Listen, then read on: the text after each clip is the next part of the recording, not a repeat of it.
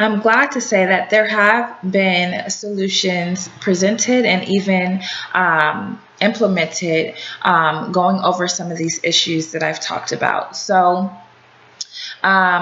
recently in 2015, the NCAA voted on the issue as far as student athletes being able to complete their education while still being on scholarship after their eligibility for playing sports is up. So, many schools have actually voted, and they've taken the initiative on basically making sure that their athletes have the full cost of attendance as part of their full athletic scholarships. And that began August 1st, 2015.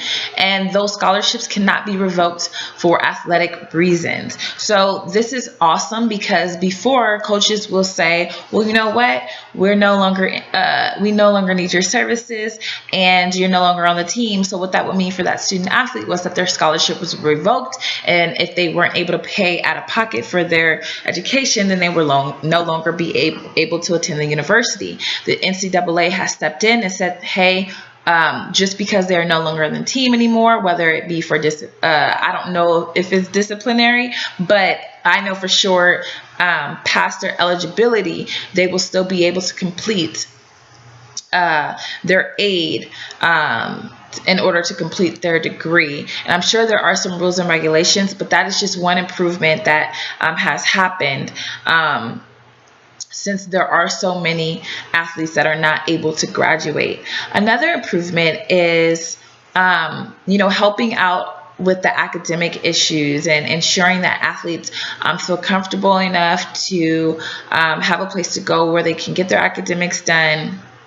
And in an environment where people understand where they're coming from. So there are a lot of learning communities that institutions have now established. A lot of them put them and place them in, their facilities, their athletic facilities. And so we have computer labs and computer centers and tutor centers where athletes are able to go to complete their work.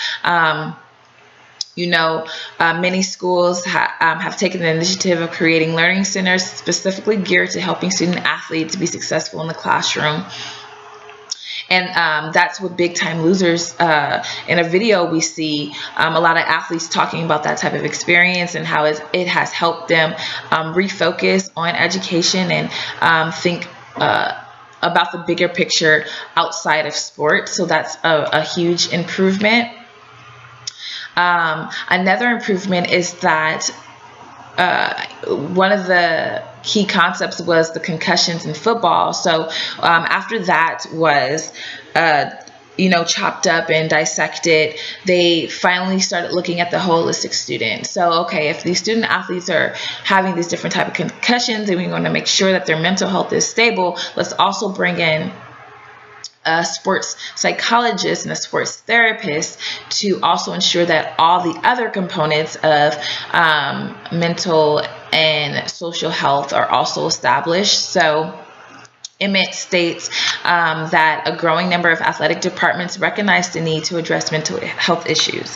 A handful of Division I athletic departments specifically have hired in-house sports psychologists.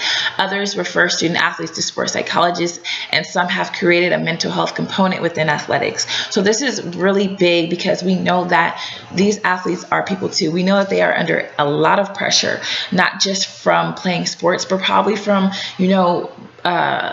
pressures from being from home and, probably even being the first to go to college and the first to receive a full athletic scholarship, what that feels like. And so we now look and we now identify that a lot of these issues are being addressed and these solutions are moving in the right direction. Although the conversation continues on whether or not athletes should be paid, like some type of salary based, at least the conversation is happening. I personally believe that athletes should be paid just because of the time that they are putting into these programs. But what we can start by doing is at least boosting their stipend to survive and to live. I personally was a student athlete who struggled a little bit with the stipend. You know, living off $400 a month to eat was not realistic. It's actually below the poverty line. So, I mean, these are just conversations that continue to happen, and that is a solution and a recommendation that I see happening already.